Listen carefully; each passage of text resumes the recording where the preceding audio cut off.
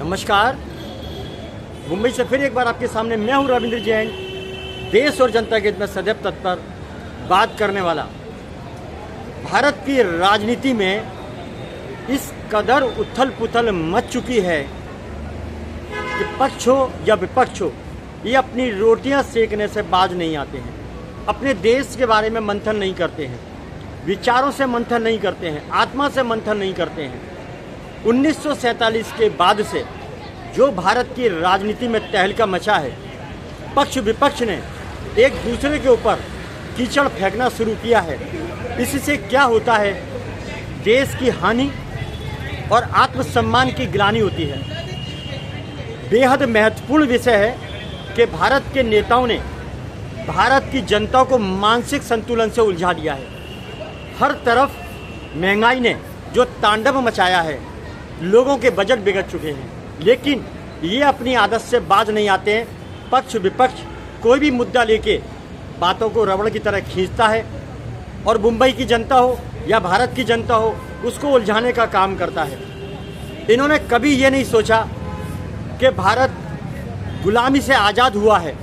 1947 के पहले मुगलों ने यहाँ पर राज किया, फिर अंग्रेज़ों ने राज किया, लेकिन यहाँ के राजनेताओं को शर्म नहीं आती कि इतने हालात हमारे बस से बदतर हो चुके थे। पहले आज़ादी के पहले बड़ी मुश्किल में ये आज़ादी मिली, उसके बावजूद जो आज़ादी इनको पकी पकाई मिली, उससे ये बौखला गए हैं। इनको ऐसा लगता है कि ये आज़ादी हमारे द्वारा मिली है। ये नेताओं की काली सोच और घटिया सोच, लगता है इनका मानसिक संतुलन ज़्यादातर नेताओं का उलझ गया है, एक मकड़ी के जाल के अंदर फंस चुका है। बहुत शर्म का विषय, इनको शर्म नहीं आती कि भारत के योद्धाओं का इतिहास पढ़ें, छत्रपति शिवाजी महाराज का इतिहास पढ़ें, संभाजी महाराज का इतिहास पढ़ें, महाराणा प्रताप का इतिहास पढ़ें। कितने लोगों का हम नाम गिनाएंगे, इनको बिल्कुल शर्म नहीं आती। आज तक 1947 के बाद से आज तक ये पक्ष और विपक्ष कीड़े मकोड़ों की तरह बहुत सारी पार्टियां नेता के रूप में उभर के आती हैं। कभी कोई पार्टी बनती है, कभी कोई पार्टी बनती है, कभी कोई पार्टी बनती है। ये पार्टियां नहीं, ये बाल्टियां हैं खाली, जो पार्टियों में आके नोट भरती है, नोट। इनका मानसिक संतुलन बिल्कुल बेबस चुका है। ये देश हित में कभी नहीं सोचते। इतनी सारी पार्टियां कीड़े मकोड़ों की तरह फैल चुकी हैं, जो देश का विनाश करने पर तुली हुई हैं। मंथन करते ही नहीं है, चिंतन करते ही नहीं है। 1947 के बाद से लोगों की राय में और हमारी राय में एक ही नेता ऐसा बना अभी तक, योगी आदित्यनाथ। उत्तर प्रदेश का एक सीएम, भगवाधारी संस्कृति संस्कारों का एक मजबूत स्तंभ योगी आदित्यनाथ मंथन करता है।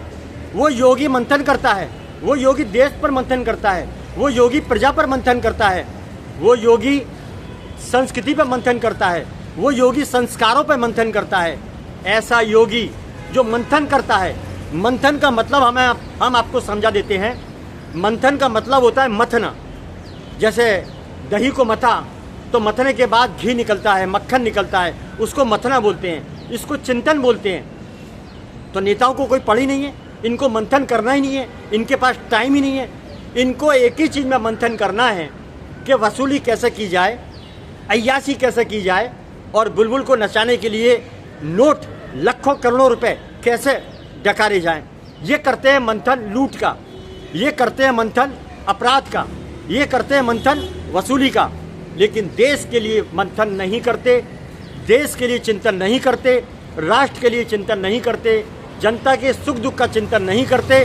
चिंतन करते हैं तो एक ही चीज़ पर, अय्याशी कैसे की जाए, टांग ऊँची करके कैसे दारू में पड़ा रहा जाए, कैसे 500,000 करोड़ रुपए हमें जमा किए जाएं, कैसे प्रॉपर्टी लोगों की खानी है खाई जाए, और कैसे ज़िंदगी भर का बंदोबस्त करना है 200-500,000 करोड़ का।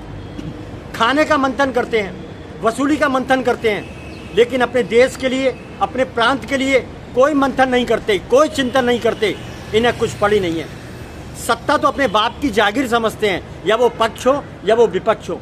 देखिए, जनता के वोट के टुकड़ों पर ये नेता जीतता है।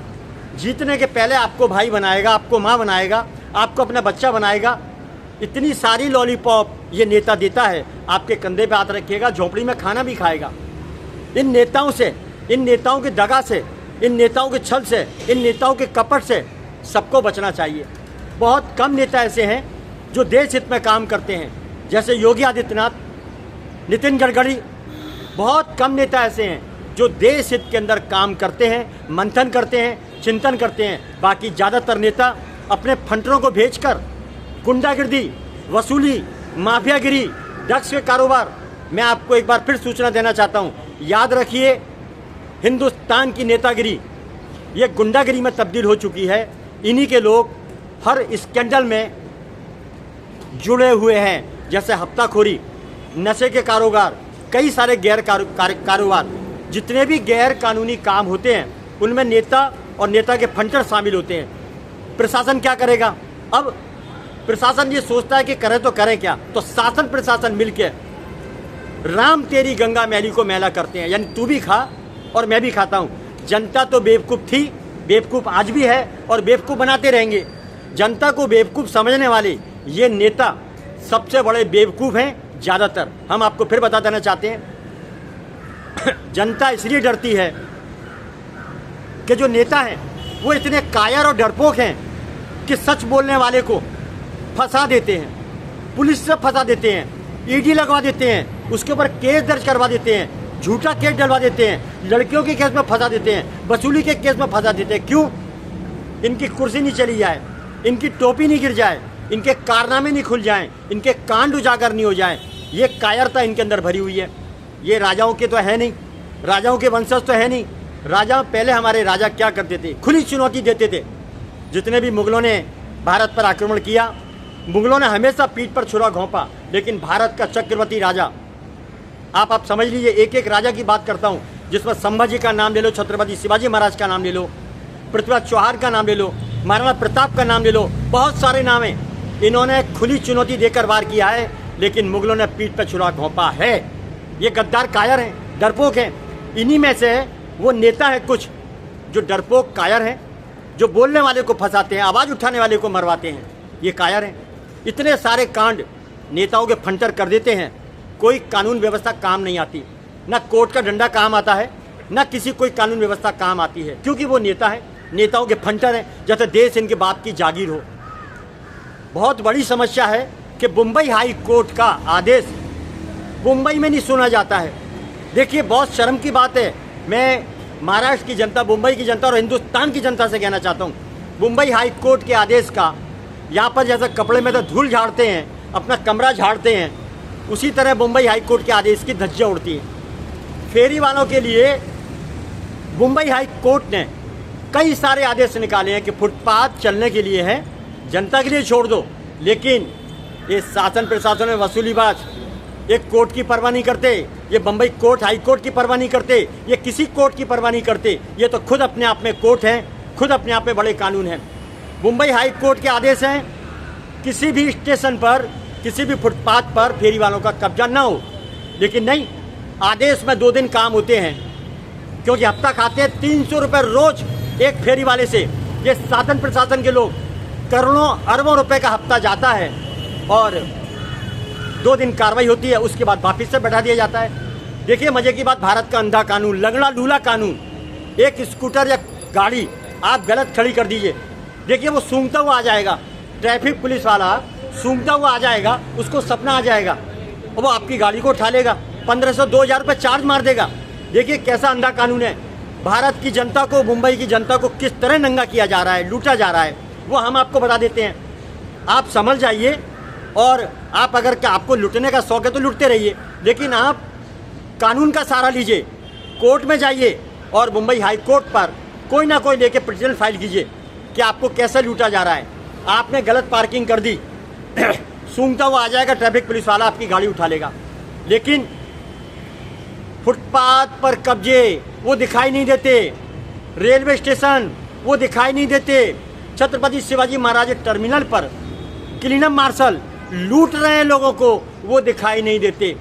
थूक थाक, हर डिपार्टमेंट में थूक थाक चल रहा है, लेकिन क्लीनअप मार्शल कहाँ खड़े हैं? छत्रपति शिवाजी महाराज टर्मिनल पर। जो बाहर से आ रहे हैं घूमने के लिए बेचारे नए लोग, उन्हें लूट रहे हैं, उन्हें नंगा कर रहे हैं। हर क्लीनअप मार्शल 10-10 हज़ार की गड्डी लेके जेब में जा रहा है और अय्याशी करता है। ये अय्याश लोग हैं। मैं दावा करता हूँ देवेंद्र फडणवीस से, जितने भी क्लीनअप मार्शल हैं, आप इनका खून टेस्ट कराइए, इनके खून के अंदर खून कम, दारू ज़्यादा मिलेगी।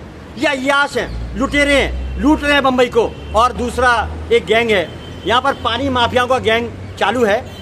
ये बीएमसी के लोग भी मिले हुए हैं। पानी के टैंकर, कम पानी छोड़ेंगे, पानी देंगे ही नहीं तो पानी के टैंकरों का हफ्ता ऊपर तक जाता है।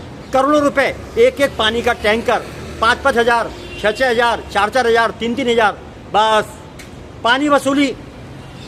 ट्रैफिक, ये जो कार पार्किंग है, कार पार्किंग के नाम पर मोबाइल में जीपे करो, जीपे मोबाइल में लूटा जा रहा है। कार पार्किंग के नाम पर 300, 400, 500, 1000 रुपये मुंबई करों को लूटा जा रहा है कार पार्किंग के नाम पर।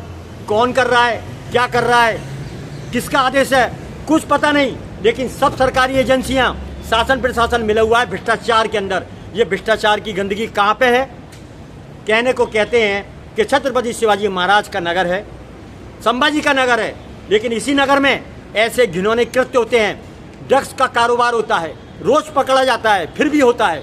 नशे के कारोबार होते हैं, क्लीनअप मार्शल लूट रहे हैं, पानी टैंकर वाले पूरा माहौल खराब कर दिया है। ठेरी वालों ने लूट लूट के पूरे मुंबई को घेर लिया है। बताइए मैं कितने नाम लूँ?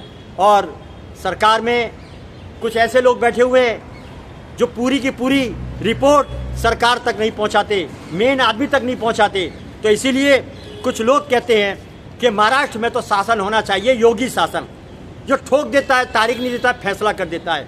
हमने कहा आएगा वो टाइम भी आएगा। देवेंद्र फडणवीस योगी नहीं बन सकते, लेकिन योगी जैसा काम जरूर करेंगे। आप धैर्य रखें, विश्वास रखें, चिंतन चालू है, मंथन चालू है। वो ऐसे गैर माफियाओं को जो शासन प्रशासन में बैठे हुए हैं, चाहे वो नेता हो या नेता का फंटर हो या डिपार्टमेंट के लोग हो, उनका यमलोक का टिकट जरूर उनको दिया जाएगा। बहुत जल्दी ऐसा काम होने वाला है। मंथन जारी है। हम आपको विश्वास दिलाना चाहते हैं कि देवेंद्र फडणवीस सीएम योगी स्टाइल में कार्रवाई करेंगे।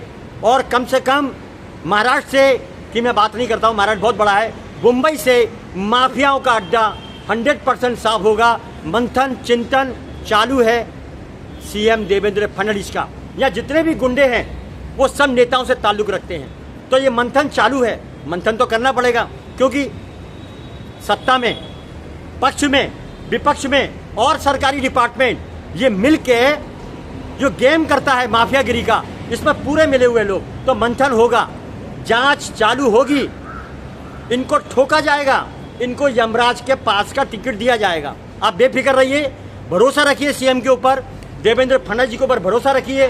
देर है, अंधेर नहीं है। देखिए समय बदला। पूरे हिंदुस्तान में एक उत्तर प्रदेश गुंडों का प्रदेश हुआ करता था। वहाँ पर जैसे परचूने की दुकान है, दाल चावल चीनी मसाला, वहाँ गुंडे पैदा होते थे घर घर में। हर घर में एक गली छोड़ के गुंडे, मवाली, माफिया। लेकिन समय बदला, योगी आदित्यनाथ आए, उन्होंने सत्ता संभाली। ये योगी आदित्यनाथ संस्कृति संस्कार का एक ऐसा स्तंभ है जिसने आते ही गुंडों को ठोकना शुरू कर दिया। देखिए वहाँ पर तारीख देने का काम नहीं है, तारीख नहीं, उन्होंने ठोकना शुरू किया और यमराज के पास पहुँचा दिया, यमराज के पास पहुँचा दिया। तारीख नहीं, फैसला कर दिया। तो योगी आदित्यनाथ का शासन भारत के अंदर सर्वश्रेष्ठ है, जिन्होंने ठोकना शुरू किया। कोर्ट का समय बर्बाद नहीं किया, कोर्ट में तारीखें मिलती हैं, वो भी समय बचा दिया। इसे कहते हैं सत्ता का सही उपयोग। योगी आदित्यनाथ का शासन पूरे हिंदुस्तान में होना चाहिए और हर सीएम को योगी आदित्यनाथ के जो कार्यकाल का तरीका है, जो चलने का तरीका है, जो राजनीति का तरीका है, उन्हें फॉलो करना चाहिए। मैं विनती करता हूं, एक ही सीएम है 1947 के बाद, योगी आदित्यनाथ, जिसने भारत के लिए, उत्तर प्रदेश के लिए मंथन किया है, चिंतन किया है और धैर्य के साथ अपनी प्रजा और राष्ट्र को खुशहाल कर दिया है। इसीलिए सभी महाराष्ट्र के जो भी नेता हैं, मैं बोलता हूं आपको, चिंतन करिए, मंथन करिए, महाराष्ट्र को गैंग मुक्त करिए, वसूली मुक्त करिए, माफिया मुक्त करिए।